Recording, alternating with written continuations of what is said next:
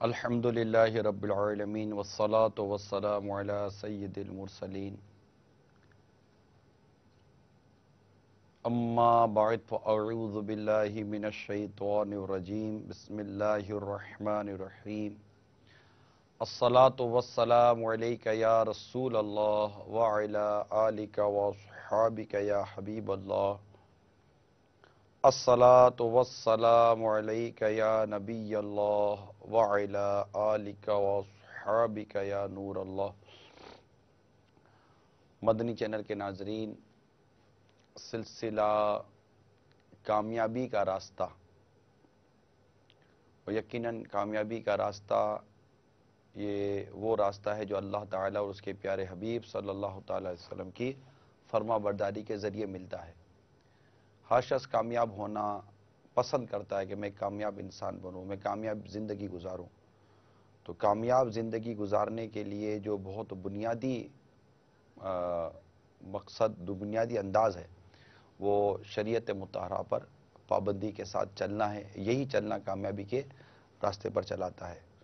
تو اسی تصور کو رکھ کر ہم نے اپنے سلسلے کا نام رکھا کامیابی کا راستہ۔ اچھی نیتوں کے ساتھ سلسلہ اول تاخیر دیکھیے کہ بنیادی نیت یہ ہے کہ اللہ کی رضا کے لیے اس سلسلے میں شامل رہوں گا۔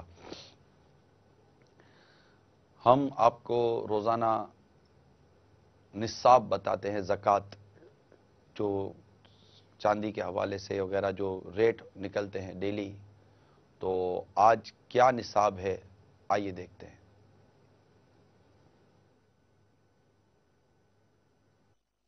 2 جولائی 2014 زکوٰۃ کا نصاب چاندی کے حساب سے 38,850 روپے۔ 2 جولائی 2014 زکوٰۃ کا نصاب چاندی کے حساب سے 38,850 روپے۔ 2 جولائی 2014 زکوٰۃ کا نصاب چاندی کے حساب سے 38,850 روپے۔ یہ ہم آپ کو روزانہ بتاتے ہیں، اور ساتھ ہی آپ کو ایک فون نمبر دیتے ہیں دارالافتاء اہل سنت کا، جو روزانہ رات 8 سے، یعنی ابھی 8 سے لے کر 9 بجے تک یہ آپ کے زکوٰۃ وغیرہ سے متعلق جو سوال ہے، ظاہر ہے جب آپ یہ ٹائٹل دیکھیں گے کہ جناب یہ نصاب ہے، تو اب اس کے متعلق آپ کے ذہن میں سوالات پیدا ہوں گے۔ تو ان سوالات کے جوابات اور مزید تفصیلات کے لیے آپ اس نمبر پر کال کیجئے 0300 022 112۔ یہ ہمارے دارالافتاء کے ماشاءاللہ کے عالم دین ہوتے ہیں، جو اس وقت آپ کو جواب دینے کے لیے موجود ہوتے ہیں۔ خاص اس کے لیے ہم نے ترکیب رکھی ہے کہ زکوٰۃ وغیرہ کا سن کر اگر کسی اسلامی بھائی کے ذہن میں کچھ سوال پیدا ہو تو ہاتھ وقت اس کا حل لیا جا سکے۔ صلو علی الحبیب صلی اللہ تعالی علی محمد۔ مجھے کہا گیا تھا کہ کچھ کالز ہیں، پہلے کچھ کالز لینی ہے، آئیے کالز لیتے ہیں۔ میرا نام عباس علی ہے، میں ناسک مہاراشٹر سے بول رہا ہوں۔ حاجی صاحب، میرا آپ سے یہ سوال ہے کہ میرے اوپر 1.5 سے 2 کروڑ روپے کا قرضہ ہے، اور میرے دکان، میری جو اسٹیل کی دکان ہے اس میں 2 کروڑ کا مال ہے، اور میرا بازار میں جو ہے 4 ساڑھے 4 5 کروڑ روپے ہے جس کی آنے کی امید نہیں ہے۔ تو کیا اس طریقے سے، اس حساب سے میرے کو زکوٰۃ میرے اوپر فرض ہے؟ یہ جاننا چاہ رہا ہوں میں۔ جی، آپ اس نمبر پر کال کر لیں 0300 022 112۔ یہ پاکستان کا نمبر ہے۔ اگر پاکستان کے باہر سے کوئی کال کرنا چاہتا ہے، ہم نے جو نصاب بیان کیا ہے وہ پاکستان کے حساب سے، جو ہمیں یہاں کے جو ریٹ ملتے ہیں اس کے حساب سے ہے، اور اس نمبر پر کال کر لیجئے گا۔ کیونکہ اگر میں یہاں زکوٰۃ کی تفصیل بتانے بیٹھوں گا، نہ میں عالم ہوں کہ ہر چیز کی تفصیل میں بتا سکوں، ظاہر ہے کہ یہ ایک دارالافتاء اہل سنت کے حوالے سے ہی یہ خدمت ہم لے سکتے ہیں۔ تو آپ فون کر کے وہاں سے آپ کی مطلوبہ معلومات حاصل کر لیں۔ جی، دوسری کال بھی بتا رہے ہیں۔ السلام علیکم ورحمۃ اللہ وبرکاتہ۔ وعلیکم السلام ورحمۃ اللہ وبرکاتہ۔ میرا نام رمیز حسن، اور میرا سوال یہ ہے کہ میں برے کاموں میں پھنس گیا ہوں زیادہ تر، تو میں توبہ کرنا چاہتا ہوں، اور دل و ایمان سے صرف خدا پہ ایمان کے حساب سے، اور میں ہر برے کام کو چھوڑ کر صرف ایمان کی راہ پہ آنا چاہتا ہوں، تو اس کے لیے میں کیا کروں؟ اللہ تبارک و تعالی سچی ندامت عطا فرمائے. یقیناً آپ کا یہ جو کہنا ہے یہ بھی ایک ندامت کا اظہار ہے، اور حدیث پاک میں آتا ہے کہ ندامت توبہ ہے. تو اللہ تبارک و تعالی سچی توبہ کی توفیق ہمیں عطا فرمائے. اس کے لیے اپنے رب تبارک و تعالی کے حضور گر گرا کر دعا کریں، اس رب سے مدد مانگیں کہ وہ رب ہمیں نفس و شیطان کی شرارتوں سے بچائے اور ہمیں سچی توبہ کی توفیق عطا فرمائے. ساتھ ہی ساتھ میرے پیارے اسلامی بھائی، رمیز آپ کا نام تھا، رمیز حسن شاید آپ نے نام بتایا اپنا. تو دیکھیے عموماً یہ ہوتا ہے کہ انسان گناہ کرتا ہے بری صحبتوں کی وجہ سے، یا تو اس کی وجہ سے دوست بگڑتے ہیں یا دوستوں کی وجہ سے یہ بگڑ رہا ہوتا ہے. تو اپنی صحبت اچھی کر لینی چاہیے. اچھی صحبت ہمیں اچھا بنائے گی، برے کی صحبت ہمیں برا بنائے گی. لہذا میرا آپ کو ناقص مشورہ ہے کہ سچوں کے ساتھ رہے. قرآن پاک میں اللہ تعالیٰ فرماتا ہے وَكُونُوا مَعَ الصَّادِقِينَ، اور سچوں کے ساتھ رہو، سچوں کے ساتھ وابستہ ہو جاؤ. تو ہمیں عاشقان رسول کی صحبت اختیار کرنی چاہیے. اور ویسے بھی جو گناہوں کے مرض کا شکار ہو یا جنرلی طور پر بھی ہر ایک کو چاہیے، میں ایک مشورہ یہ دوں گا کہ دعوت اسلامی کے سنتوں کی تربیت کے مدنی قافلے میں اللہ توفیق دے تو 12 ماہ کے لیے، ورنہ 92 دن کے لیے، 30 دن کے لیے، 12 دن کے لیے، اگر کچھ بھی نہ بن پڑے تو کم از کم 3 دن کے لیے مدنی قافلے میں سفر کر کے دیکھیں. انشاءاللہ تبارک و تعالی یہ وہ مبارک دن ہوں گے آپ کے مدنی قافلے کے جس میں آپ شاید واپسی پہ خود کہیں گے کہ شاید زندگی میں اس قدر نیکیاں کرنے کا موقع پہلی بار ملا اور اس قدر گناہ سے بچنے کا موقع پہلی بار ملا. شاید ہو سکتا ہے کہ بعضوں کے ایسے تاثرات ہو. اللہ تعالی ہم سب کو گناہوں سے بچنے کی توفیق عطا فرمائے. میں اپنے سلسلے کی طرف آؤں کہ آج جو آپ کے سامنے جو بیان ہے وہ اولاد کی تربیت کے حوالے سے کچھ مدنی پھول لے کر حاضر ہوا ہوں کہ اولاد کو صحیح عقائد اور اس کو نیک اعمال کی وصیت کرنے کے حوالے سے کچھ مدنی پھول آپ کو میں بیان کرنے کی کوشش کروں گا.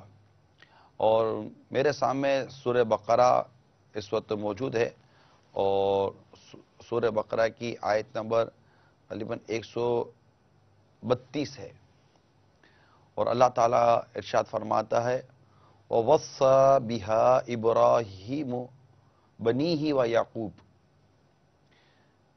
یا بنی ان اللہ اصطفى لکم الدین فلا تموتن الا وانتم مسلمون. ترجمہ کنز الایمان. اور اسی دین کی وصیت کی ابراہیم نے اپنے بیٹوں کو اور یعقوب نے کہ اے میرے بیٹو، بے شک اللہ نے یہ دین تمہارے لیے چن لیا تو نہ مرنا مگر مسلمان. تو یہ آیت کریمہ کا جو حصہ میں نے بیان کیا اس کے تحت اولاد کو صحیح عقائد اور نیک اعمال کی وصیت کرنی چاہیے. اس سے ہمیں یہ ایک مدنی پھول ملتا ہے کہ والدین کو صرف اپنی اولاد کو مال کے متعلق وصیت نہیں کرنی چاہیے جیسا فی زمانہ یہ بہت کثرت کے ساتھ ہو رہا ہے، بلکہ اولاد کو صحیح عقائد، اعمال صالح، دین کی عظمت، دین پر استقامت، نیکیوں پر مداومت اور گناہوں سے دور رہنے کی وصیت بھی کرنی چاہیے. اولاد کو دین سکھانا اور ان کی صحیح تربیت کرتے رہنا یہ والدین کی بہت بنیادی ذمہ داری ہے. آج جو ہمارے معاشرے کے اندر جو اتنا زبردست بگاڑ پیدا ہوا ہے، بہت بگاڑ ہے، یقین مانیے بہت بگاڑ ہے. یعنی گلی محلے سلامت نہیں ہے، بہت برا حال ہے، بہت برا حال ہے. خوف خدا جس کو کہتے ہیں نا، خوف خدا اور وہ شرم و حیا، تقوی، پرہیزگاری، کچھ ایسی صورتیں نہیں ہیں. اب میں آپ کو ایک گھر کا واقعہ سناتا ہوں. ابھی یہ تھا نہیں میرے موضوع میں لیکن ابھی یاد آیا ہے گھر کا واقعہ. اب تو جانتے ہیں کہ نیٹ کا استعمال کس قدر تیزی کے ساتھ بڑھ رہا ہے، اور پھر اس میں جو بے حیائیاں ہیں، جو غیر اخلاقی کام ہیں، وہ اپنے بام عروج پر ہیں. ایسا لگتا ہے کہ اس کے اوپر برائیاں اور غیر اخلاقی اور گناہوں بھرے اور بے حیائی والے معاملات جیسے غالب آ گئے ہیں. ایک ایسا سسٹم جو کہ ایک کنیکٹیوٹی تھی، ایک کمیونیکیشن سسٹم کے لیے ایک ڈیوائسز بنائی گئی، ایک آلے بنائے گئے کہ آپس میں رابطہ ہو سکے، وہ اب رابطے کا آلہ تو ہے، اس کا انکار نہیں ہے، لیکن یہ اب رابطے کے آلے کے ساتھ تفریح کا آلہ اس پر غلبہ آ چکا، اور اس میں تفریحات اور اس میں بھی گناہوں بھرے معاملات اس قدر بڑھ چکے کہ کیا اس پر بیان کیا جائے.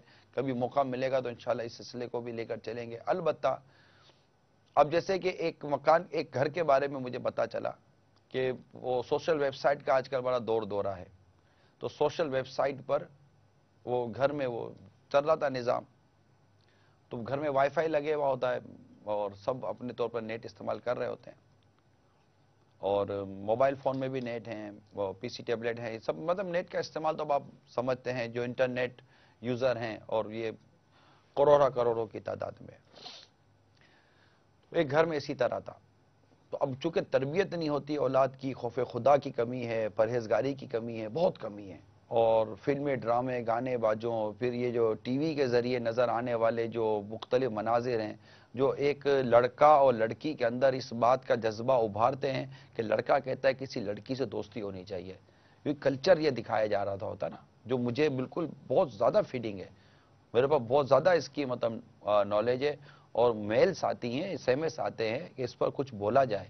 یہ اتنا بڑھ رہا ہے نا، لوگ چیخ رہے ہیں، جیسے آپ مہنگائی پر چیخ رہے ہیں، لوگ مطلب کہ وہ ریٹ بڑھ گئے اس پر چیخ رہے ہیں، کتنے مطلب لوگوں کے تاثرات ہیں. اسی طرح ایک گھرانہ ہے، ایک ٹھیک ٹھاک لوگ ہیں جو اس پر چیخ رہے ہیں، اگرچہ ان کی آواز جس حد تک اس حد تک ہے. تو اس طرح گھر کے اندر یہ چل رہا تھا. تو اب وہ فیملی پوری تھی، اب بھائی بھی کو بھی چاہیے تھی گرل فرینڈ، تو بہن کو چاہیے تھا boyfriend. Social website پر لگ گئے پیج. سوشل ویب سائٹ آپ سمجھتے ہیں، میں ہر ویب سائٹ کا نام نہیں لینا چاہتا، جو اس طرح کے جو ویب سائٹس بنی ہوئی ہیں ایک دوسرے سے جو رابطے رکھتے ہیں، اس پر وہ دوستی ہو گئی، بہن کے لڑکے سے ہو گئی اور بھائی کی لڑکی سے ہو گئی. اب یہ دونوں ایک دوسرے کو میسج کر رہے ہیں، ایک دوسرے کو پیغام بھیج رہے ہیں. اب پیغام بھیجنے کے جو بھی انداز ہوتے ہیں، لڑکا لڑکی کو، لڑکی لڑکے کو جو بھیجتا ہے، اس میں کیا حیا، کیا مطلب سمجھ سکتے ہیں، کچھ بہت عجیب و غریب. اب وہ جیسے تیسے حیا سوز پیغامات کا سلسلہ شروع ہوا، اور بہن کی لڑکے سے ملاقات کی ترکیب بنی، لڑکے کی بہن اس کی لڑکی سے ملاقات کی ترکیب بنی کہ فلاں جگہ پر ملتے ہیں. اب بہت ہو گیا، کب تک نیٹ پہ گزارا ہوتا رہے گا. اب دونوں نے ایک جگہ سیٹ کی، اور وہاں بہن بھی اپنے بوائے فرینڈ سے ملنے پہنچی، بھائی اپنی گرل فرینڈ سے ملنے پہنچا. جب وہ ایک جگہ پہنچے تو دیکھ کر آنکھیں پھٹی کے پھٹی رہ گئی کہ وہ جس کو گرل فرینڈ بنا کر بیٹھا ہوا تھا وہ اس کی سگی بہن تھی، اور اس کو جو بوائے فرینڈ بنا کر بیٹھی تھی وہ اس کا سگا بھائی تھا. پتہ ہی نہیں تھا، کیونکہ یہاں تو جھوٹے نام بھی چلتے ہیں، نک نیم چلتے ہیں. عجیب و غریب نظام تھا. اب یہ ایک گھر کی کہانی میں نے آپ کو سنائی ہے. اب اس طرح یہ تو چلو بھائی بہن تھے، اب انہوں نے کیا ایک دوسرے کی نظر میں ان کا مقام رہا ہوگا، کیا یہ آنکھیں ملا پائیں گے، کیا یہ بیٹھ پائیں گے، دیکھ پائیں گے. مگر ہو سکتا ہے کہ کوئی فرق ہی نہ پڑے، ارے تم تھی چھوڑو، ارے بھائی تم تھے چھوڑو، یوں کر کے ہو سکتا ہے. یہ بہت زیادہ بھی ہو سکتا ہے اس طرح کے ماڈرن گھرانہ ہو تو اس کو بھی اہمیت نہ دے. لیکن میں تو سمجھتا ہوں کہ کئیوں کی زبانیں باہر کی باہر آ گئی ہوں گی، کئی سر پر ہاتھ تک بیٹھ گئے ہوں گے، کئی اپنے گھر کا نیٹ دیکھنے بیٹھ گئے ہوں گے، کئی مطلب گھر کے لوگ اس وقت بیٹھ گئے ہوں گے کہ یار یہ کیا، یہ تو واقعی بہت بڑی تباہی ہے. تو اب چونکہ شروع سے ہماری تربیت کی کمی ہے، سیدھی سی بات یہ میرے میٹھے اور پیارے اسلام بھائیوں، ہماری تربیت کی کمی ہے. ہم نے اپنی اولاد کی ان خطوط پر تربیت کرنے میں ہم کت قدر ناکام یا کامیاب ہے، اس کا فیصلہ اب آپ اور ہم سب اپنے موجودہ معاشرے سے کریں. یہی نوجوان، یہی طبقہ ہے، یہی جنریشن ہے جو مارکیٹ میں ہے، باہر ہے، اور باہر آ کر یہ جو کچھ کر رہی ہے وہ سب آپ جانتے ہیں. لہٰذا اس پورے سینیریو کو سامنے رکھتے ہوئے دیکھیے کہ اولاد کی تربیت اور اس کو کس طرح کی نیکی کی دعوت، اس کو کس طرح کی وصیت کرنی چاہیے، اپنے بیٹوں کو کس طرح کی وصیت کرنی چاہیے. وہ موضوع ہمارا اولاد کو وصیت کرنے کے اوپر ہے. لہٰذا حضرت انس رضی اللہ تعالیٰ عنہ سے روایت ہے کہ نبی کریم صلی اللہ تعالیٰ علیہ وسلم نے فرمایا، اپنی اولاد کے ساتھ نیک سلوک کرو اور انہیں اچھے ادب سکھانے کی کوشش کرو. حضرت عبداللہ بن عمر رضی اللہ تعالی عنہما نے ایک شخص سے فرمایا اپنے بچے کی اچھی تربیت کرو کیونکہ تم سے تمہاری اولاد کے بارے میں پوچھا جائے گا، تم نے اس کی کیسی تربیت کی اور تم نے اسے کیا سکھایا، یہ پوچھا جائے گا۔ پیرنٹس اسپیشلی طور پر توجہ کے ساتھ سنیں، اسپیشلی پیرنٹس۔ اچھا اب آپ کہیں گے جناب اولاد ساتھ بیٹھی ہے، سب ساتھ بیٹھے، انشاءاللہ میں عرض کروں گا کوئی پرابلم نہیں ہے، آپ سنیے، کیونکہ اس اولاد نے بھی کل بڑے ہو کر شادی کرنی ہے، ہو سکتا ہے اس کے یہاں بھی اولاد ہو، تو سب کو سننا چاہیے۔ حضرت ایوب بن موسیٰ رضی اللہ تعالی عنہ اپنے والد سے اور وہ اپنے دادا سے روایت کرتے ہیں کہ رسول اکرم صلی اللہ تعالی علیہ وآلہ وسلم نے ارشاد فرمایا کسی باپ نے اپنے بچے کو ایسا عطیہ نہیں دیا جو اچھے ادب سے بہتر ہو۔ اب اس حدیث پاک کی شرح کو سمجھنے میں، اس حدیث پاک کی وضاحت کو سمجھنے میں ایک طبقے نے غلطی کی ہے، اور اس نے مطلب کہ اس تربیت کو جس سینس میں لیا ہے، صرف جس سینس میں لیا ہے، اس کو غور سے اب سمجھنے کی کوشش کیجئے۔ لہٰذا اس حدیث پاک کی شرح سمجھیے کہ حدیث پاک سے کیا مراد ہے، یہ کیا بیان کر رہی ہے حدیث۔ چنانچہ مفتی احمد یار خان نعیمی رحمت اللہ تعالی علیہ فرماتے ہیں اچھے ادب سے مراد بچے کو دیندار، متقی، پرہیزگار بنانا ہے۔ اولاد کے لیے اس سے اچھا عطیہ کیا ہو سکتا ہے کہ یہ چیز دین و دنیا میں کام آتی ہے۔ ماں باپ کو چاہیے کہ اولاد کو صرف مالدار بنا کر دنیا سے نہ جائیں، انہیں دیندار بنا کر جائیں جو خود انہیں بھی قبر میں کام آوے، کہ زندہ اولاد کی نیکیوں کا ثواب مردہ کو قبر میں ملتا ہے۔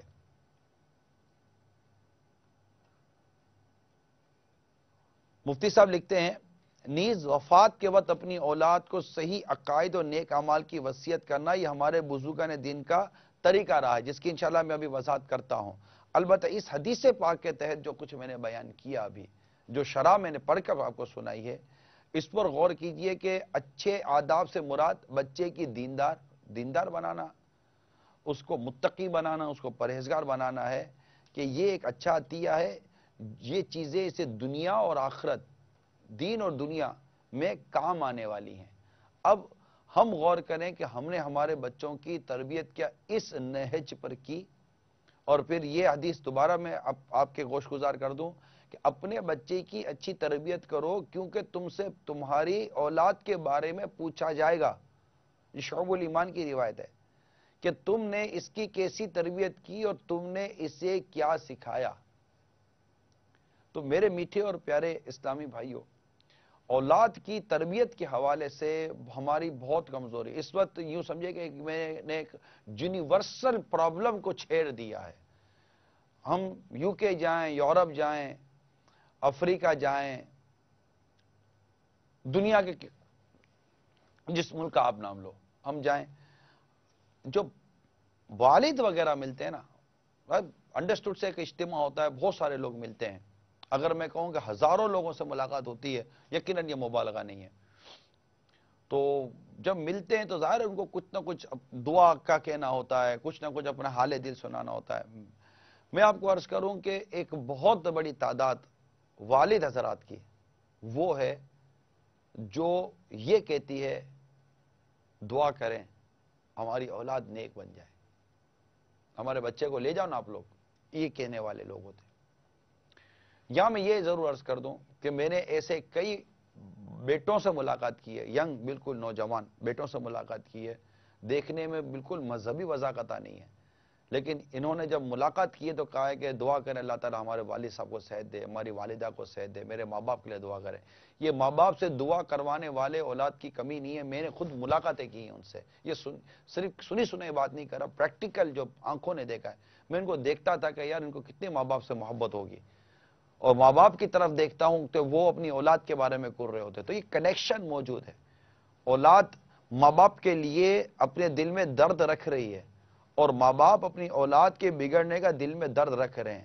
پرابلم یہ ہوا کہ جب اس کی 3-4 سال کی 5 سال کی عمر تھی، جہاں سے ہم نے اس کی تربیت کو بہت زیادہ سیریس لینا تھا، شروع سے ہی بچہ دیکھ رہا ہے کہ ماں باپ کیا کر رہے ہیں، گھر میں کیا ہو رہا ہے، تو شروع سے ہی جب اس کو سمجھنے کی صلاحیت اس کے اندر پیدا ہوئی، سننے کی صلاحیت پیدا ہوئی، جب ہم نے اس کو جو کہا کہ بیٹا یہ اٹھا کر دو، تو بچہ سمجھنے لگا کہ میرے ابو مجھ سے اس چیز کا مانگ رہے ہیں، بیٹا وہ اٹھا کر دینا۔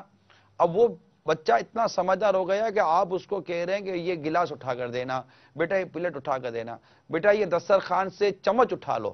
اب بچہ اتنا سمجھدار ہو گیا کہ دسترخوان سے چمچ اٹھا رہا ہے، پلیٹ نہیں اٹھا رہا۔ بیٹا یہ شیشے کا گلاس اس کو رکھ دو، یہ ٹوٹ جائے گا۔ آپ کا بچہ آپ کی سن کر شیشے کا گلاس رکھ رہا ہے، اس کو پتہ ہے کہ ٹوٹنا کس کو بولتے ہیں۔ بیٹا سنبھال کر کچن میں لے جانا، سالن گر نہ جائے۔ اب وہ سنبھال کے جس طرح بچہ چل رہا ہے، آپ دیکھ رہے ہیں کہ اتنا سمجھدار ہو گیا کہ میرے اشارے کو، میری عبارت کو، میری بات کو یہ محسوس کر رہا ہے، میرا بچہ سن رہا ہے۔ اب آپ اس کو بتائیے کہ بیٹا کہ وہ درست راستہ کون سا ہے۔ آپ اس سے برتن کا تحفظ دکھا رہے ہیں، آپ اسے بہت ساری چیزیں سکھا رہے ہیں۔ آپ نے اس کو منع کر دیا، بیٹا فریج کو ہاتھ مت لگانا، فریج خراب ہو جائے گا۔ بیٹا چولہا جلتا ہے، ہاتھ مت لگانا، ہاتھ جل جائے گا۔ بیٹا پتیلی گرم ہوتی ہے، ہاتھ مت لگانا، پتیلی گرم ہو جائے گی، پتیلی سے تمہارا ہاتھ جل جائے گا۔ بیٹا کھانا تھوڑا ٹھنڈا ہونے دو، بیٹا یہ تھوڑا ٹھنڈا ہونے دو۔ بچہ کہتا ہے یہ سموسہ مجھے دے دو، بیٹا بھی گرم ہے۔ یہ فرائی مجھے دے دیں، بیٹا بھی گرم ہے۔ آپ کتنی چیزیں بتا رہے سکھا رہے۔ اب آپ کا بچہ گرم کو، ٹھنڈے کو، یہاں تک آپ کا بچہ کہہ رہا ہے کہ میرا منہ جل رہا ہے۔ آپ کو پتا ہے کہ منہ چل رہا ہے، بیٹا پانی پی لو، اس نے پانی پی لیا۔ یہ سمجھداری آپ محسوس نہیں کر رہے آپ کے بچے کے اندر۔ بیٹا یہ کچرے زمین پہ نہیں ڈالتے، بیٹا اٹھا لو۔ آپ کا بچہ اٹھا کر بیٹا ڈسٹ بن میں ڈال کر آؤ۔ آپ کے بیٹے کو اتنا تک پتا ہے بچے کو کہ ڈسٹ بن کہاں رکھی ہوئی ہے، کچن میں رکھی ہوئی ہے کہ باہر رکھی ہوئی ہے۔ اتنی سمجھ جب اس میں آ گئی ہے تو اب آپ نہیں سمجھتے کہ یہ وہ وقت ہے کہ میں اس کے اندر دین اور مذہب اور دینداری کی باتیں اس کے ذہن اور اس کے عادتوں میں ڈالنا شروع کروں کہ جب نماز کا وقت ہو تو ٹھیک ہے، یہ لیٹے لیٹے سجدہ کر دے گا بچہ، یہ ادھر دیکھے گا، ادھر دیکھے گا، یوں کرے گا، یوں کرے گا، ایسا آ جائے گا۔ لیکن ماں کے ساتھ بچہ کھڑا ہو کر نماز تو پڑھے۔ باپ اگر گھر میں نفلیں پڑھتا ہے تو بیٹا کھڑا ہو کر نماز تو پڑھے۔ یہیں سے اس کی دین کی اور اس کی سمجھ اس کو فیڈنگ کرنا شروع کرے۔ بچہ تھوڑا سا آپ کو لگتا ہے کہ یہ جو بول رہا ہے جھوٹ ہے، تو اس کو بیٹا جھوٹ نہیں بولتے، بیٹا ایسا نہیں ہوا تھا نا، بیٹا ایسا نہیں ہوا تھا نا، نہیں ایسا نہیں ہوا تھا، تو بیٹا جھوٹ نہیں بولتے نا، جھوٹ نہیں بولتے، جھوٹ بولنا بری بات ہے، جو بری بات ابھی سے اس کو پتا چلے جھوٹ بولنا بری بات ہے۔ نہ کہ اس کو یہ کہہ دے کہ بیٹا فون کی گھنٹی بجے اور آپ کہہ دیں بیٹا منع کر دو ابو گھر میں نہیں ہے۔ اب آپ ایک طرف بیٹا منع کر دو ابو گھر میں نہیں ہے، جھوٹ کی تربیت کر رہے ہیں۔ اور میں آپ کو کہہ رہا ہوں کہ آپ اس کی تربیت کریں کہ بیٹا جھوٹ نہیں بولتے، جھوٹ نہیں بولتے، بیٹا یوں شکایت نہیں کرتے، بیٹا یہ غیبت ہو گئی، غیبت نہیں کرتے۔ نابالغ کا گناہ نہیں ہے، لیکن اس کی تربیت کرنے کی ذمہ داری کس کی ہے؟ ماں اور باپ کی۔ کیا والدین نے اپنی اولاد کو غیبت سے بچنے کا درس دیا، چغلی سے بچنے کا درس دیا؟ آپس میں جو بھائی بہن میں بچپن سے ایک حسد کا اور وہ جیلسی کا جو کانسیپٹ ہے، نہیں بیٹا ایسا نہیں کرتے، نہیں بیٹا ایسا نہیں کرتے، نہیں یوں نہیں کرتے، اس کو بیٹا حسد کہتے ہیں۔ اس کو اس کی لینگویج میں سمجھا دیں، اس کو اس کی زبان میں سمجھائیں، آپ نارمل طور پر اس کو لے لیجئے، but drop to drop, drop to drop, drop to drop, آپ کچھ ڈالیں تو صحیح اس کے اندر، تاکہ اس کی تربیت تو ہو۔ اب ہم یہی تربیت نہیں کر پا رہے، اس کی وہ ایج ہے تربیت لینے کی، تو انشاءاللہ تعالیٰ بہت فائدہ ہوگا۔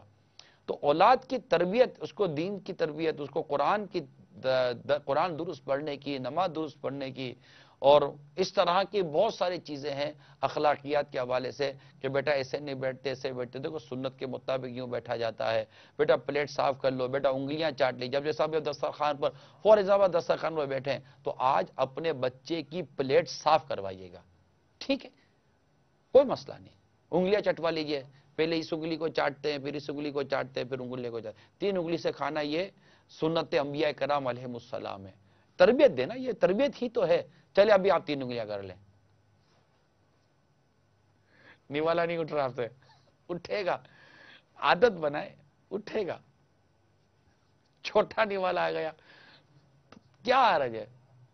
کون سا منہ کے منہ میں، اونٹ کے منہ میں زیرہ ڈالنا ہے کہ آپ چھوٹے بڑے نیوالے پر بحث کر رہے ہیں؟ تو آپ مطلب کہ اس کو اٹھائیے، کھائیے، نیوالا بھی سیٹ ہو جائے گا، 3 انگلیاں بھی سیٹ ہو جائیں گی، پھر انگلیاں چاٹتے رہیے۔ انگلیاں چاٹنا اور پلیٹ چاٹنا، ان دونوں کو صاف کرنا، یہ حدیث پاک میں موجود ہے۔ اور پلیٹ دھو کر پینا، یہ امام غزالی کا ارشاد ہے کہ اس سے ایک غلام آزاد کرنے کے ثواب کا وہ حقدار بنتا ہے۔ تو اس طرح یہ کھانے پینے کے مینرز، ابھی چونکہ اب دسترخوان پر ایک تعداد بیٹھی ہوئی ہوگی، ممکن ہے، تو میں ان کو سمجھا رہا ہوں کہ اب یہ کھانے ہوئے، یہ مینرز سکھانے نا، بسم اللہ شریف آپ نے کھانے سے پہلے پڑھا یا نہیں پڑھائی، کھانے کے بعد پوری دعا پڑھا دیں، کھانے کے بعد کی دعا پڑھا دیں، ہو سکے تو کھانے سے پہلے فیضان سنت کا درس شروع کر دیجئے۔ بہت اچھا انداز میں آپ کو تربیت کا عرض کر رہا ہوں کہ سحری سے پہلے درس دے دیجئے، سارے گھر والے بیٹھے ہوں، آپ جو کھانا کھانا ہے، ابھی مغرب پڑھ کر سب فارغ ہو کر جائے، کھانا کھانے کے لیے سب بیٹھتے ہیں، درس دے دیجئے فیضان سنت کا، تو انشاءاللہ تعالی اس سے فائدہ ہوگا۔ دعا کے لیے جب مغرب سے پہلے جو مدنی چینل پر دعا ہوتی ہے، سب کو لے کر بیٹھی ہے، جب بچہ ماں باپ کو روتا ہوا، بلکتا ہوا، اللہ تعالیٰ سے آہوزاری کرتا ہوا دیکھے گا، یقین مانیے اس کی آنکھوں سے بھی آنسو نکل آئیں گے۔ بچے روتے ہیں، میں آپ کو یقین دے، بچے روتے ہیں، ہاں روتے ہیں، ان کے دل میں بھی یہ چیزیں پیدا ہونی شروع ہو جاتی ہیں۔ تربیت۔ کال آئیے، چلے کال لے لیتے ہیں۔ عمران بھائی، آپ تو فرما رہے ہیں کہ بیٹے کو نصیحت کریں، اب بیٹا بات ہی نہیں مانتا، آگے سے تو طرح کرتا ہے، زبان دراز ہے، بد اخلاق ہے، بدتمیزی کرتا ہے، وہ کسی بات کو قبول کرنے کا نام ہی نہیں لیتا، تو آپ کہہ رہے ہیں نصیحت کریں، اب آپ ہی بتائیں ہم کیا کریں، کیسے نصیحت کریں اس کو؟ آپ غصے میں کیوں آ گئے؟ اب آپ اسی طرح اگر آپ بچے کو نصیحت و وصیت کرنے بیٹھیں گے تو ہو گیا کام۔ ہے فلاح کامرانی نرمی و آسانی میں، ہر بنا کام بگڑ جاتا ہے نادانی میں، ڈوب سکتی ہی نہیں موجوں کی طغیانی میں، جس کی کشتی ہو محمد کی نگہبانی میں۔ ایسا مطلب مانیں گے۔ میں نے عرض کی نا کہ وہ جو ڈیوریشن، بیسک ڈیوریشن تھی، 7 سال کی عمر میں نماز کا حکم دو، 10 سال کی عمر میں نہ پڑھے تو مار کر پڑھاؤ، اور یوں جو ایک پورا ایک پیریڈ تھا، وہ پیریڈ نکل جاتا ہے۔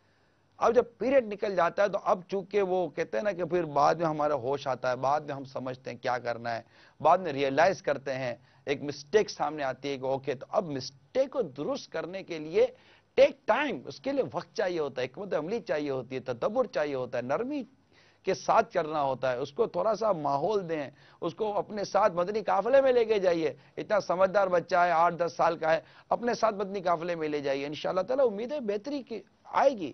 فیضان سنت کا درس میں بٹھا دیجئے، مدنی چینل دکھا دیجئے، مدنی مذاکرہ دکھا دیجئے، اپنے ساتھ کسی اجتماع میں لے کر آ جائیے، یوں مطلب کہ تھوڑا سا گریجولی کریں، آپ ڈائریکٹ نہیں اتنا اپروچ کریں، تھوڑا پھر اپنے کریکٹر، اپنے کردار کو بہتری کی طرف لانے کی کوشش کریں، انشاءاللہ تعالیٰ سب۔ ایک چیز بگڑی ہے نا، اب کیا مطلب کہ اوور نائٹ تو راتوں رات تو نہیں بگڑی، سالوں نکل گئے، تو اب اس کو درست کرنا ہے تو ٹیک ٹائم، حکمت عملی کے ساتھ کام لیں، انشاءاللہ تعالیٰ بہتر ہوگا۔ البتہ جو ینگسٹر، جو اولاد اس وقت میرے ساتھ بدری چینل پر موجود ہیں، سو پلیز پلیز پلیز آپ ہرگز نافرمانی کا راستہ اختیار مت کیجیے۔ ماں باپ اگر آپ کو کوئی اچھی اور عمدہ بات بتاتے ہیں، عمدہ بات سکھاتے ہیں، لے لیجیے۔ آپ بولو کہ ہمیں یوں نرمی، ٹھیک ہے، بات آپ کے مطلب کی ہے، بات آپ کے کام کی ہے، آپ کی اصلاح کی ہے میرے بچوں، تو مان لیجیے۔ ماں باپ کبھی اپنے بچوں کا برا نہیں چاہتے، ماں باپ اچھا ہی چاہتے ہیں۔ اگر آپ کو وہ ڈائریکشن چینج کرنا چاہ رہے ہیں تو میرے بچوں اس میں فائدہ ہوگا، اس میں ماں باپ کی اطاعت کیجئے، ماں باپ کی فرما برداری کیجئے۔ ہاں، ماں باپ اگر اللہ کے اور رسول کے حکم کے خلاف کوئی بات کرتے ہیں تو ان کی بات نہیں مانی جاتی، ادروائز تو ماں باپ کی تو بات مانی جائے گی نا، کہ ان کی اطاعت اور ان کا حکم ماننا بھی تو رب کا حکم ہے۔ تو آپ نے آج تک اگر ماں باپ کی نافرمانی کی ہے، ماں باپ کا دل دکھایا ہے، ماں باپ کو ستایا ہے، تو پلیز ماں باپ سے معافی مانگ لیجئے اور ماں باپ کو راضی کیجئے، اور والدین کو چاہے کہ اپنی اولاد کی تربیت کی طرف آئیں۔ میں اب وصیت جو کچھ بزرگوں نے کی ہے میں اس کو کچھ بیان کرنے جا رہا ہوں، لیکن مجھے کہا گیا ہے کہ کال ہے، چلے کال لے لیتے ہیں۔ السلام علیکم ورحمۃ اللہ وبرکاتہ۔ وعلیکم السلام ورحمۃ اللہ وبرکاتہ۔ وقار اختاری راولپنڈی سے بات کر رہا ہوں۔ میں سن 2000 میں یہاں باب المدینہ سے کراچی یہاں آیا تھا راولپنڈی، تو والدہ ماجدہ نے سن 2004 میں ڈیتھ ہو گئی، تو انہوں نے کراچی سے منع کیا تھا، میں کام وغیرہ کرتا تھا، ابھی میں باب المدینہ آنا چاہتا ہوں صرف اور صرف حضرت صاحب کی زیارت کے لیے، تو کیا والدہ کی وفات کے بعد بھی ان کا یہ حکم مطلب میں نے وعدہ کر دیا تھا ٹھیک ہے مطلب میں کراچی ابھی واپس نہیں جاؤں گا، تو پراپر میں یہاں کا ہوں تو کراچی میں ہمارے مکان وغیرہ تھے تو وہ تو والدہ کے حکم پہ سن 2004 میں بیچ دی ہیں، تو ابراہیم مہربانی اس کا جواب عنایت فرمائیں تاکہ میں پھر باپا کی خدمت میں حاضر ہو سکوں۔ بہت اچھی بات آپ نے کی کہ والدہ کی بات یہاں جو والدہ آپ کو فرماتی رہیں اور آپ اب سوچ رہے ہیں کہ والدہ کے انتقال کے بعد اب میں اس کمنٹمنٹ پر اتروں یا نہ اتروں، وہ میرے کمنٹمنٹ ہے یا نہیں ہے، اب میں کیا کروں۔ بہت اچھی بات ہے، میں انشاءاللہ کچھ ہی دیر میں آپ کے سوال کا جواب دیتا ہوں۔ انشاءاللہ ہم ہمارے حیدرآباد ہمارے یہ دارالفتہ اہل سنت کی طرف ہم جائیں گے، وہ ہمارے اسلامی بھائی ہیں، انشاءاللہ ہم ان سے پوچھتے ہیں کہ ان کو کیا کرنا چاہیے۔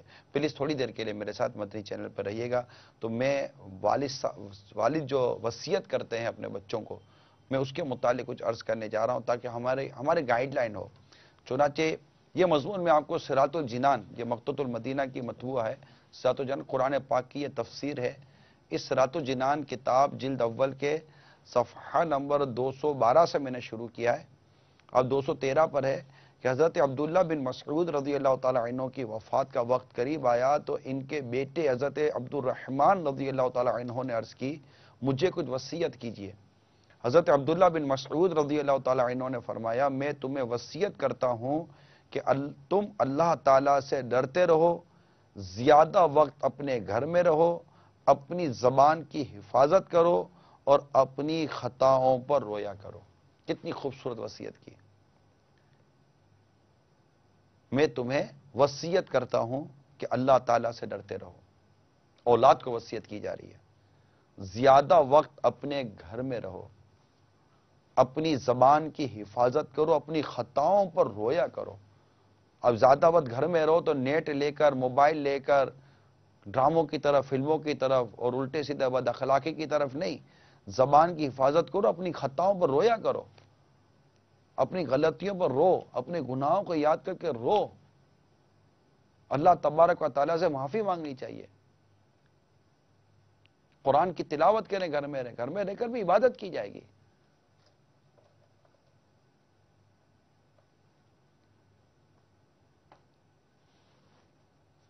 حضرت علقمہ الطاردی رحمت اللہ تعالیٰ نے اپنی وفات کے بعد اپنے بیٹے کو وصیت کرتے فرمایا بیٹے جب تمہیں لوگوں کی مجلس اختیار کرنا پڑے تو ایسے آدمی کی صحبت اختیار کر کہ جب تو اس کی خدمت کرے تو وہ تیری حفاظت کرے، اگر تو اس کی مجلس اختیار کرے تو وہ تجھے زینت دے، اگر تجھے کو مشقت پیش آئے تو وہ برداشت کرے۔ اس آدمی کی صحبت اختیار کر کہ جب تو بھلائی کے ساتھ اپنا ہاتھ پھیلائے تو وہ بھی اسے پھیلائے، اگر وہ تم میں کوئی اچھائی دیکھے تو اسے شمار کرے اور اگر برائی دیکھے تو اسے روکے۔ اس آدمی کی دوستی اختیار کر کے جب تو اسے مانگے تو وہ تجھے دے اور اگر خاموش رہے تو خود بخود دے، اگر تجھے کوئی پریشانی لاحق ہو تو وہ غمخواری کرے۔ اس آدمی کی صحبت اختیار کر کہ جب تم بات کہو تو وہ تمہاری بات کی تصدیق کرے، اگر تم کسی کام کا ارادہ کرو تو وہ اچھا مشورہ دے اور اگر تم دونوں میں اختلاف ہو جائے تو وہ تمہاری بات کو ترجیح دے۔ کتنے اچھی صحبت، اچھی دوستی، اچھے ماحول کی تربیت دے رہے ہیں والد صاحب اپنے اولاد کو۔ آپ غور کیجئے کہ آپ کی اولاد کس کے ساتھ بیٹھتی ہے، کس کے ساتھ اٹھتی ہے، کس کے ساتھ آتی ہے، کس کے ساتھ جاتی ہے۔ پلیز نرمی اور پیار سے سمجھائیں، ایک فرینڈلی ماحول کریٹ کریں گھر کے اندر، بچوں کو لے کر الگ سے بیٹھیں، بیٹا کر کے بھی تو بات کی جا سکتی، بیٹا اسے نہیں کرتے، منع کہنے سے نہیں کرتے، سمجھتے نہیں ہے میری بات کو۔ اب دیکھیں آپ کے وہ تھوڑا سا اتار چڑھاؤ کا کوئی ماحول ہوتا ہے، اب دیکھ بیٹھے تو صحیح، مانے گا یار، مانے گا انشاءاللہ مانے گا، اب بیٹھے نرمی اور پیار سے اس کو نفع نقصان سمجھائیں۔ جب بات دلائل کے ساتھ کی جاتی ہے یقین مانی بعض اوقات بہت افیکٹو ہوتی ہے، دلائل کے ساتھ بات کریں تو کہ بیٹا ایسا کرو گے تو ایسا ہو جائے گا، آپ کو کوئی پریویس ایکسپیرینس ہوگا وہ اپنے بچے سے شیئر کریں۔ انشاءاللہ تعالیٰ امید ہے کہ آپ کی اولاد آپ کی بات مانے گی، میں امید کرتا ہوں انشاءاللہ مانے گی۔ اللہ تعالیٰ ہم سب کو اپنی اولاد کی درست تربیت کرنے کی توفیق عطا فرمائے۔ ہاں، جہاں سختی کرنے کی اجازت ہے شریعت نے دی ہے، جتنی سختی کرنے کی اجازت ہے شریعت مطہرہ کے مطابق کیجئے، اس کے لیے بھی شرعی رہنمائی لے لیجئے۔ میں آپ کو بار بار شرعی رہنمائی کی طرف دوں گا۔ آپ کے کانٹیکٹ باکس کے اندر جو فون نمبر سب سے پریورٹی بیس کے اوپر دارالفتہ اہل سنت کا نمبر ہونا چاہیے۔ آپ ہر بات پر فون کریں، انشاءاللہ ہر بات پر رہنمائی کی میں امید کرتا ہوں کہ آپ کی ہوگی، اور بہت سارے مسائل کا حل انشاءاللہ نکل آئے گا۔ بچوں کو چاہیے کہ اپنے ماں باپ کی اطاعت کریں، فرما برداری کریں۔ اگر ماں باپ آپ سے کسی بھی طرح سے ایگریسو بھی بات کرتے ہیں تب بھی آپ نرمی نگاہیں جھکائیں، زبان اٹھانا تو بڑی دور کی بات ہے، نگاہیں جھکا کر رکھیں، شرم و حیا کا پیکر بن کے رہیں، ماں باپ کی اطاعت کریں، ماں باپ کو راضی کریں۔ ماں باپ کو راضی کرنے میں رب کی رضا ہے، رب کی رضا میں جنت ہے۔ اللہ تعالی ہم سب کو بلا حساب جنت میں داخلہ عطا فرمائے۔ مفتی صاحب سے اگر رابطہ ہو گیا ہو دارالفتہ اہل سنت سے تو پلیز میری بات کروا دیں۔ اچھا، السلام علیکم ورحمۃ اللہ وبرکاتہ۔ وعلیکم السلام ورحمۃ اللہ وبرکاتہ۔ نوید بھائی کیسے مزاج شریف ہیں آپ کے؟ الحمدللہ عز وجل۔ نوید بھائی ابھی کچھ دیر پہلے ایک سائل محترم نے ہم سے فون پر بات کی، آپ نے غالباً سنا ہوگا کہ وہ والدہ کے حوالے سے کچھ کہہ رہے تھے۔ جی جی جی، کیا آپ ان کو مشورہ دیں گے؟ اصل میں یہ کہ والدین کی اطاعت اور نافرمانی، اس کا شریعت نے ایک ضابطہ مقرر کیا ہے کہ والدین نے جو حکم دیا ہے اس کی نافرمانی کرنے کی صورت میں اگر والدین کو ایذا ہو یا جسمانی تکلیف ہو یا اس بچے کو جس کو والدین نے حکم دیا ہے کوئی جسمانی ایذا ہے یا تکلیف ہے تو ایسی صورت میں نافرمانی کرنا حرام۔ اس کے علاوہ اگر نافرمانی کی اور نافرمانی کرنے کے اندر نہ والدین کو کوئی ایذا ہے، نہ اس کو خود کوئی ایذا ہے، نہ تکلیف ہے، اور اس صورت کے اندر اس کو کوئی دنیاوی یا دینی فائدہ ہے تو یہ نافرمانی کرنے کی اجازت ہے، شرعاً اس کو نافرمانی نہیں کہا۔ آواز آ رہی ہے آپ تک؟ جی مجھے آ رہی ہے، تھوڑی سی وہ کال میں تھوڑی سی گھرگھراہٹی ہو رہی ہے، یہ کہاں سے پرابلم ہے میں نہیں جانتا۔ اگر سسٹم میں پرابلم ہے۔ اچھا جی، نوید بھائی کیا ارشاد فرما رہے ہیں؟ نوید بھائی یہ ارشاد فرمائے کہ یہ کہہ رہے ہیں کہ والدہ نے اپنی حیاتی میں مجھے باب المدینہ جانے سے منع کیا تھا، میں نے کمنٹمنٹ کی تھی، اب والدہ کا انتقال ہو گیا، میں فیضان مدینہ آنا چاہتا ہوں، تو کیا یہ آئیں گے تو نافرمانی تو نہیں کہلائے گی؟ نہیں، یہ نافرمانی نہیں کہلائے گی۔ اور پھر دوسری بات ہے کہ اکثر یہ ان کا غالباً تعلق پنجاب سے ہوگا ان کا۔ جی جی، تو پنجاب کے اندر اصل میں یہ ہے کہ کراچی کو بہت خطرناک شہر سمجھا جاتا ہے، والدین سمجھتے ہیں کہ اگر ہمارا بچہ کراچی چلا گیا تو وہ کسی حادثے کا شکار ہو جائے گا، جبکہ ہم بھی باب المدینہ میں موجود ہیں۔ چلے آ جائیے، وقاص بھائی، غالباً وقاص نام تھا ان کا، جو تھے آپ اسلام جی، وقار بھائی، ماشاءاللہ آ جائیے باب المدینہ، اب تو دارالفتہ اہل سنت کی طرف سے یاد مل گئے۔ مفتی صاحب پہلے ہم کچھ چلتے ہیں، ہمارے کچھ اسلامی بھائیوں کے جذبات اور تاثرات اور سوالات ہوتے ہیں، پہلے ان کی کچھ ویڈیوز دیکھتے ہیں، اس کے بعد حسب ضرورت میں آپ سے بات چیت کرتا ہوں۔ جی دکھائیے۔ شیطان تو بند ہو جاتے ہیں مگر جو انسان کے ساتھ نفس ہے نا وہ اس کے ساتھ ہوتا ہے، وہ اس کو ورغلاتا ہے، اس کی وجہ سے گناہ ہو جاتے ہیں۔ رمضانوں میں صرف کھانے پینے سے رکتے ہیں اور سارے گناہ کرتے ہیں، غیبت بھی ہو رہی ہوتی ہے اور بد نظری بھی کر رہے ہوتے ہیں کہ رکنا چاہیے۔ روزہ جو نام ہے نا وہ تقوی کا نام ہے، گناہ سے بچو، جھوٹ سے بچو، غیبت سے بچو۔ بھوکے رہنے سے روزے کا نام پورا نہیں ہوتا، صرف بندہ بھوکا رہے اور بس رات کو کھانا کھا لے۔ رمضان آتا ہے پھر بھی ہم کچھ نہ کچھ گناہ کر دیتے ہیں۔ رحمت کا مہینہ ایسا آتا ہے جس میں شیطان جو ہے قید ہو جاتا ہے۔ اب اس میں بھی انسان اگر جھوٹ بولے گا، چگلی کرے گا تو ایسے کیسے چلے گا؟ انسان چاہے تو سب کچھ کر سکتا ہے، انسان نہ چاہے تو کچھ بھی نہیں کر سکتا۔ اس وجہ سے باز نہیں آتے کہ ہمارے نیتوں میں فرق ہے، ہم بولتے کچھ ہے کرتے کچھ ہے۔ رمضان میں بھی ہم عمل نہیں کرتے ہیں اس بات پہ، ہمیں چاہیے کہ ان چیزوں سے دور رہنا چاہیے۔ کوشش ہوتی ہے رمضان میں روزے رکھ کر جھوٹ نہ بولیں۔ عام حالت کے جو پہلے کی زندگی دور گزر رہا ہوتا ہے نا، کام میں جھوٹ بولنا، چگلی کرنا، ایک دوسرے کی برائی کرنا، وہ ذہن میں نقش ہو جاتا ہے۔ بظاہر تو ہمیں لگتا ہے شیطان بند ہے، وہ تو بند ہی ہے مگر اس کے اثرات موجود ہوتے ہیں۔ کم سے کم رمضان میں تو آدمی کوشش کر لے کہ نہ گناہ کرے، انسان کے نفس سے پھر بھی وہ اس کو مجبور کر دیتا ہے۔ ہماری ایمان کمزور ہے، ہم اپنے نفس پہ کنٹرول نہیں کر سکتے. ہم عادی ہو گئے, عادی ہو چکے, گناہ نہیں لگتا. اب چھوٹا چھوٹا گناہ ہوتا ہے, ہم لوگ سمجھتے ہیں کہ یہ چھوٹا گناہ ہے, وہ کرتے کرتے ہم بڑا گناہ کر لیتے, وہ بھی پھر گناہ نہیں لگتا ہمیں. انسان جب روزہ رکھ لیتا ہے تنہائی میں, چاہے تو روزہ توڑ سکتا ہے, کچھ بھی کھا سکتا ہے, لیکن اس کے ذہن میں ایک بات ہے کہ اللہ مجھے دیکھ رہے ہیں. اب ہر برائی کرتے ہوئے ہم یہی سوچیں کہ اللہ ہمیں دیکھ رہے ہیں, ہر چیز ہم بچ جائیں گے آٹومیٹک. اس میں کوئی محنت نہیں کرنی پڑے گی, کوئی بہت بڑا پہاڑ نہیں ٹوٹے گا. صرف اتنی سی ایک بات ہے, آپ کو پیاس بھی لگ رہی ہے, بھوک بھی لگ رہی ہے, اور روزے میں 5 منٹ رہ گئے, آپ کو شدید پیاس لگ رہی ہے, لیکن آپ روزہ نہیں توڑتے. کیوں؟ آپ کے ذہن ایک بات ہے کہ اللہ دیکھ رہا ہے مجھے. آپ چاہیں تو تنہائی میں پی سکتے ہیں پانی. تو اسی طرح ہمارے ذہن میں یہ بات ہو کہ اللہ ہمیں دیکھ رہے ہیں. ہر برائی کو کرتے ہوئے, جھوٹ بولتے ہوئے, رشوت دیتے ہوئے ہر چیز ہم بچ جائیں گے آٹومیٹک. السلام علیکم ورحمۃ اللہ وبرکاتہ. السلام ورحمۃ اللہ وبرکاتہ. میرا نام محمد نعیم رضا قادری ہے. میرا سوال یہ ہے کہ رمضان کی اس مبارک راتوں میں بھی, اس مبارک دنوں میں بھی جو لوگ گناہ کرتے ہیں, اس بارے میں وعید کیا ہے؟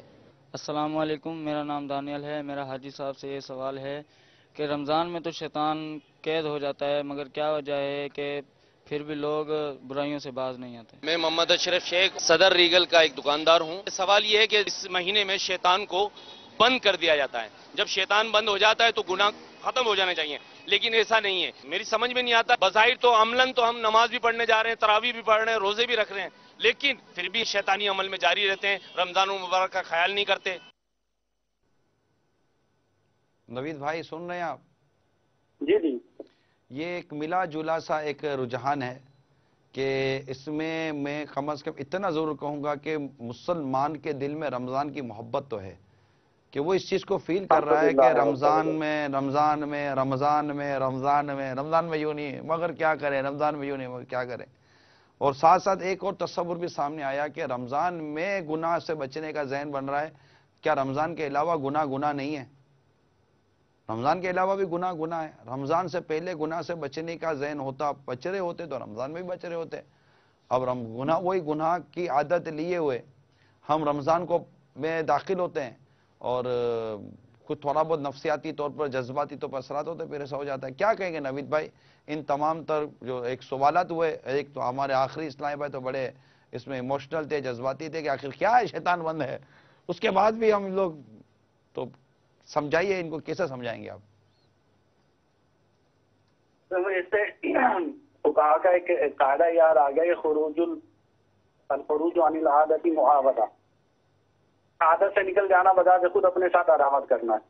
اب جس آدمی کی 11 مہینے عادت بنی ہے گناہ کرنے کی, گناہوں میں مستغرق رہنے کی, اب وہ 1 مہینے کے لیے عبادتیں کرتا ہے اور نیکی کی طرف راغب ہونے کی کوشش کرتا ہے, تو یہ اس پر بڑا دشوار گزرتا ہے.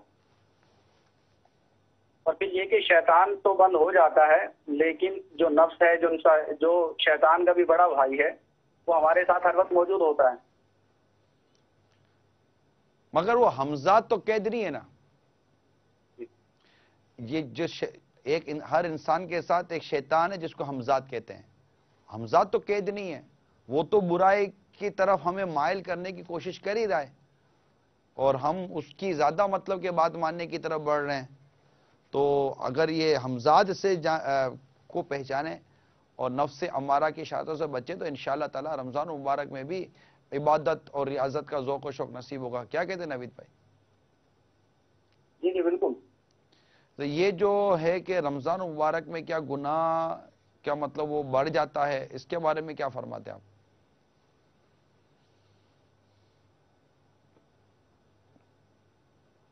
مدینہ اصل میں آواز جو ہے نا وہ ڈسکنیکٹ ہو رہی ہے بار بار نا, میں یہ عرض کر رہا ہوں کہ رمضان المبارک کے اندر گناہوں کی نحوست کیا بڑھ جاتی ہے, اس کے بارے میں آپ کا کیا پوائنٹ آف ویو ہے, شریعت مطالعہ کیا فرماتی ہے؟ ہاں بالکل, گناہ کی نحوست رمضان المبارک میں گناہ کرنا, اللہ تبارک و تعالیٰ کی نافرمانی کرنا, اس کے اثرات زیادہ بڑھ جاتے ہیں. اچھا, تو گناہ بالخصوص رمضان میں بھی گناہ سے تو بچنا ہی ہے, لیکن بالخصوص ماہ رمضان میں گناہ کی طرف جانے سے اور بچنا چاہیے کہ رمضان ویسے ہی ہمیں تقوی اور پرہیزگاری, روزہ سے ہمیں تقوی اور پرہیزگاری کا درس دیا جا رہا ہے. تو اس میں بچیں. کچھ کالس مجھے کہہ رہے ہیں, آئیے کچھ کالس کہتے ہیں. نوید بھائی ذرا کال سنتے ہیں, کالر کیا کہہ رہے ہیں. نگران شورا سے میرا سوال ہے کہ حاجی عمران سے کہ میں 1 سال سے مکہ المکرمہ میں رہ رہا ہوں, باقی مزید 1 سال اور چاہیے, پھر قرضہ اترے گا. یہ شریعت اس کی کتنی اجازت دیتی ہے؟ اگر اس کے زیادہ اگر بیوی اجازت دینا چاہتی ہے تو رہنا جائز ہے یا نہیں جائز ہے؟ اس میں میری آپ رہنمائی فرمائیے. السلام علیکم. کیا 1 اور سال کا کیا فرما رہے ہیں کہ مزید 1 سال اور رہنا ہے ان کو؟ جی نوید بھائی کیا فرماتے ہیں آپ اس معاملے میں؟ عمران میں آواز مجھے صحیح کلیئر نہیں آ رہی نا اس کی, اگر آپ دوبارہ ریپیٹ کر دیں اس کو. ذرا سوال دوبارہ چلائیے. نگران شورا سے میرا سوال ہے کہ حاجی عمران سے کہ میں 1 سال سے مکہ المکرمہ میں رہ رہا ہوں, باقی مزید 1 سال اور چاہیے, پھر قرضہ اترے گا. یہ شریعت اس کی کتنی اجازت دیتی ہے؟ اگر اس کے زیادہ اگر بیوی اجازت دینا چاہتی ہے تو رہنا جائز ہے یا نہیں جائز ہے؟ اس میں میری آپ رہنمائی فرمائیے. السلام علیکم ورحمۃ اللہ وبرکاتہ. جی یہ غالباً یہ گھر سے جو دور ہیں اور یہ زیادہ عرصہ شاید ان کو لگے گا, تو اس معاملے میں بیوی کی اجازت یا نا اجازت کے حوالے سے یہ شرعی رہنمائی لینا چاہ رہے تھے نوید بھائی. جی جی جی. اس کے بارے میں شریعت کا حکم یہ ہے کہ 4 ماہ تک بیوی کی اجازت کے بغیر بیوی سے شوہر دور رہ سکتا ہے, لیکن اگر 4 ماہ سے زیادہ رہنا ہے ایسی صورت میں بیوی اجازت, اگر بیوی اجازت دیتی ہے تو پھر 4 ماہ سے زیادہ دور رہ سکتے ہیں. دوبارہ ذرا فرمائیے گا, یعنی 4 ماہ سے زیادہ, 4 ماہ تک تو یہ رہ سکتا ہے, اگر 4 ماہ کے بعد بیوی کہتی ہے کہ دوبارہ گھر آ جاؤ تو یہ کیا آ جائے گا؟ یہ آنا پڑے گا, ورنہ حق الحق کی وجہ سے گناہ گار ہو گئے. جبکہ سامنے کسی فتنے کا خوف ہو یا یوں ہی آ جائے؟ جی کسی فتنے کے خوف کی وجہ سے آنا ضروری ہوگا یا آ ہی جائے؟ کتنے کے خوف کی وجہ سے نہیں, بیوی کے حق کی وجہ سے آنا ضروری ہوگا, کیونکہ بیوی کا حق ہے, اگر وہ اپنا حق چھوڑنا چاہتی ہے, فابیہ نہیں چھوڑنا چاہتی تو اس کے حق کی وجہ سے اس کو آنا پڑے گا. اس کو آنا پڑے گا. جی ماشاءاللہ. تو یہ دارالفتہ اہل سنت کی طرف سے جو جواب تھا وہ ہم نے آپ کو سنا دیا ہے. اور کالس ہیں؟ جی سنائیے. وعلیکم ورحمۃ اللہ وبرکاتہ. وعلیکم السلام ورحمۃ اللہ وبرکاتہ. میرا نام حافظ محمد ظفر اللہ قادری اطاری نوکاڑا چاک نمبر 1 1 پر 5 مرلہ اسکیم سے بات کر رہا ہوں. میرا اس میں سوال یہ ہے کہ کچھ لوگ مسجدوں کے اندر موبائل وغیرہ لے کر جاتے ہیں, تو موبائل کے اندر میوزک گانے وغیرہ بھی چل رہے ہوتے ہیں, تو کچھ اسلام بھائی نماز ادا فرما رہے ہوتے, تو اس میں آپ یعنی کہ یہ فرمائیں ادھر جماعت ہو رہی ہوتی, ادھر وہ فون پر گانا چل رہا ہوتا, اس کے بارے میں بتائیں کہ اس کی کیا شریعت کے اندر شرعی حکم ہے, کون سی بیل لگانی چاہیے سیٹ پر, ٹیون کے بارے میں نعت لگانی چاہیے یا نہیں, قرآنی آیت لگانی چاہیے, یعنی اس کے بارے میں مزید جواب ارشاد فرمائیں. السلام علیکم ورحمۃ اللہ وبرکاتہ. وعلیکم السلام ورحمۃ اللہ وبرکاتہ. دیکھیں میوزیکل ٹیون جو ہے موبائل فون میں ہو یا یوں, یہ ناجائز ہے. موبائل فون میں میوزیکل ٹیون جو بھی ہے, موسیقی والی جو بھی آپ کی بیل ہیں وہ آپ کو نکالنی پڑیں گی. نارمل جو بیل ہوتی ہے, رنگ رنگ لکھا ہوا ہوتا ہے یا اس طرح کی ایسے ہوتی ہے جس کو آپ بھی سمجھتے ہیں کہ یہ ایک بیل ہے, ایک رنگ ہے, تو وہ موبائل فون میں ایڈجسٹ کیجئے. اور محتاط اور احتیاط کا تقاضا یہی ہے کہ آپ موبائل فون میں اپنی اس طرح کی کوئی رنگ وغیرہ سیٹ کر لیں. اور اس کے لیے یہ تو نارمل پوزیشن میں نے کہہ دیا. البتہ جب مسجد میں جائیں تو برائے کرم موبائل فون آف کر دیں. آپ اللہ تعالیٰ کے حضور حاضر ہونے کے لیے جا رہے ہیں تو آپ موبائل فون کو آن کر کے جانے.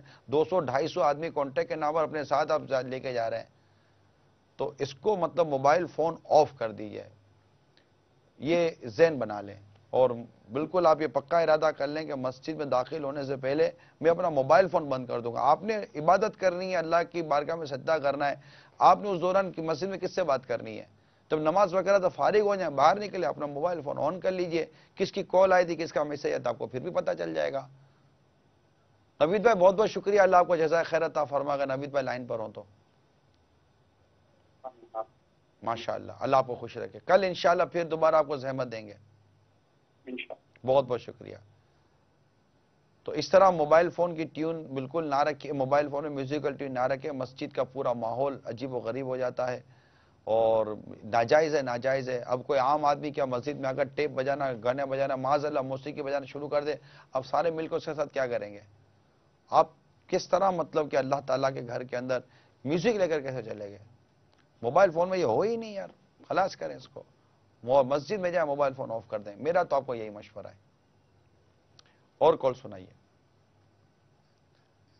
آج آپ نے باپا کی بھی زیارت نہیں کرائی ہم کو، امیر اہل سنت کی زیارت کروایا کریں یار ہمیں۔ اچھا وہاں کلام ہو رہا ہے۔ السلام علیکم ورحمۃ اللہ وبرکاتہ۔ وعلیکم السلام ورحمۃ اللہ وبرکاتہ۔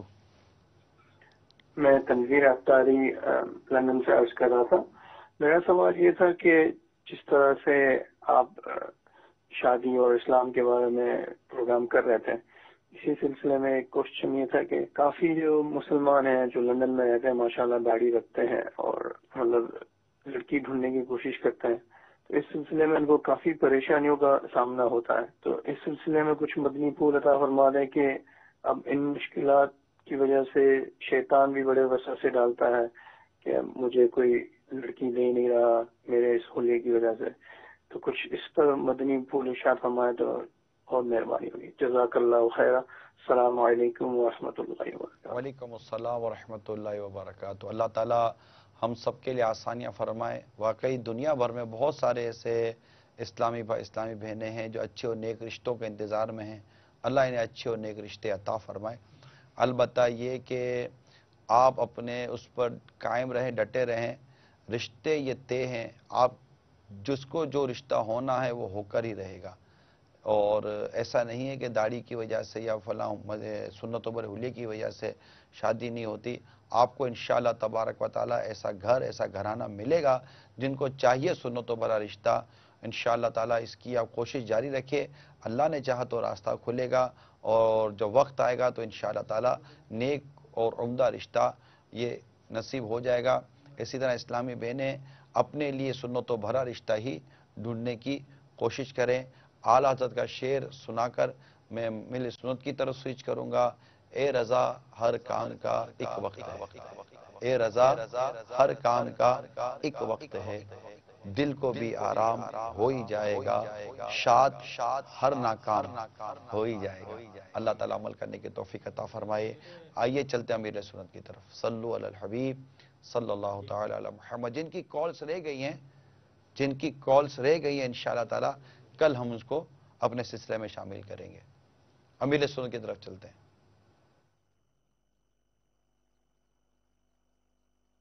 عاشقان رسول متوجہ ہوں اللہ کی رضا کے لیے، اذان کا احترام کرتے ہوئے گفتگو اور کام کاج روک کر اذان کا جواب دیجیے اور ڈھیروں نیکیاں کمائیے۔ اللہ اکبر،